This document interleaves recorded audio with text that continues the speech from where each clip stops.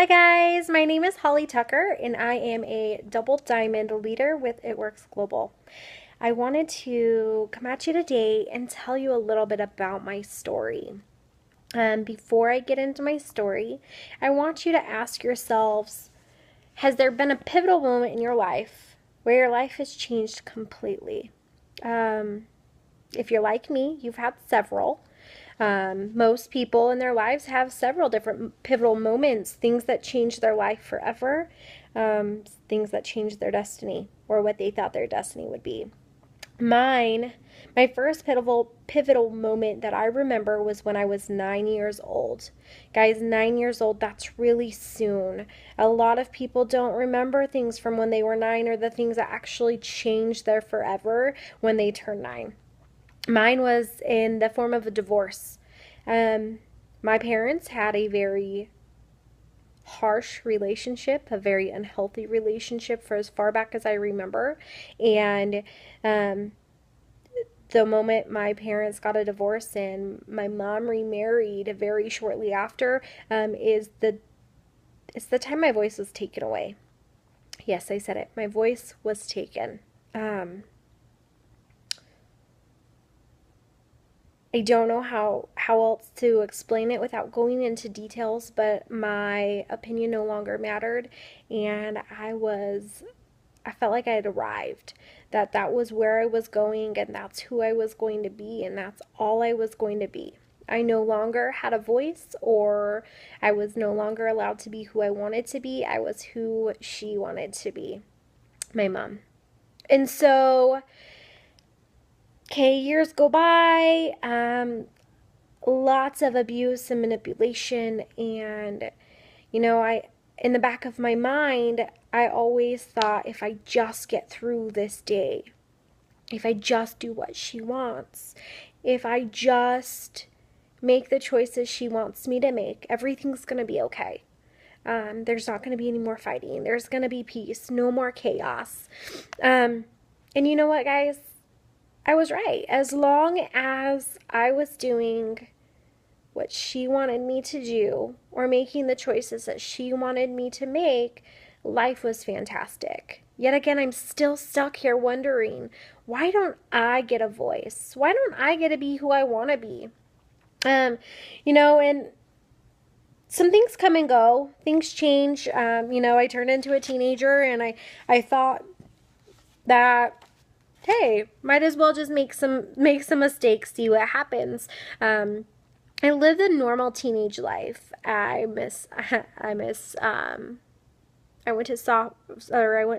went to football games. I played sports. I got good grades. I had awesome friends. I did drugs. I drank alcohol. I went to dances. I had school spirit. I was starting to find myself through the things that I was doing.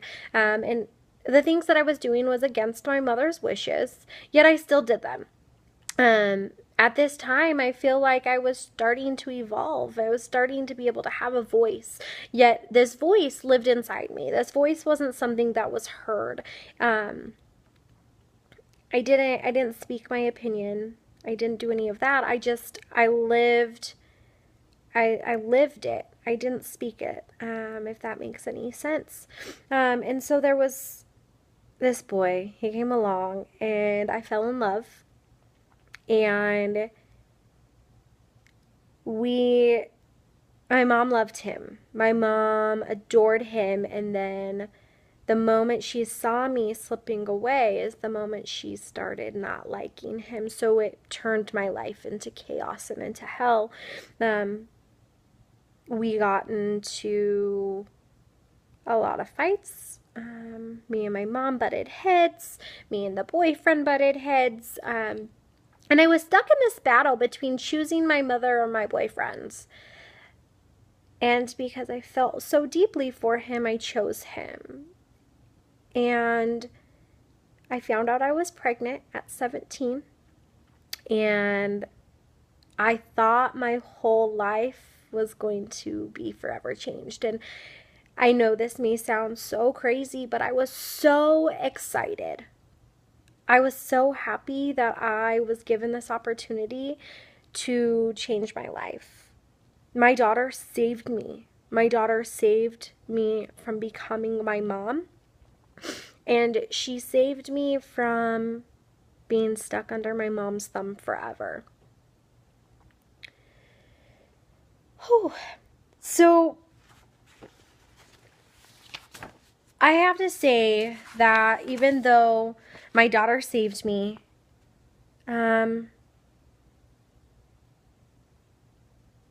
it was kind of like catastrophe happens.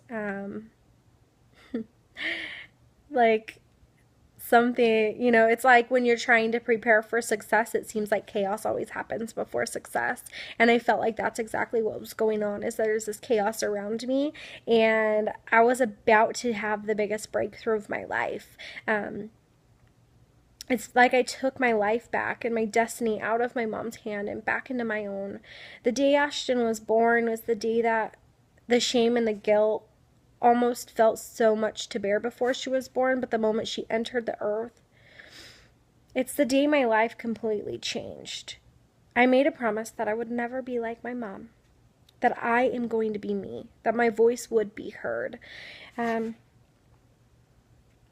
Sometimes though, it's not always been that easy. I thought it would be. I thought it was going to be an easy battle, that I made that choice to no longer be victim to the abuse, and that I was going to have a voice. But for the last 8 years, my life has been a roller coaster. I've been fighting my demons, and it hasn't been easy. Sometimes I've even surrendered. But I look back at my life when I was 9 years old, and I remember what it felt like to have my voice taken away.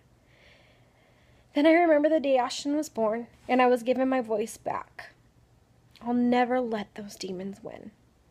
About a year ago, someone special was brought into my life, and she taught me that no matter how quiet my voice may be, it deserves to be heard.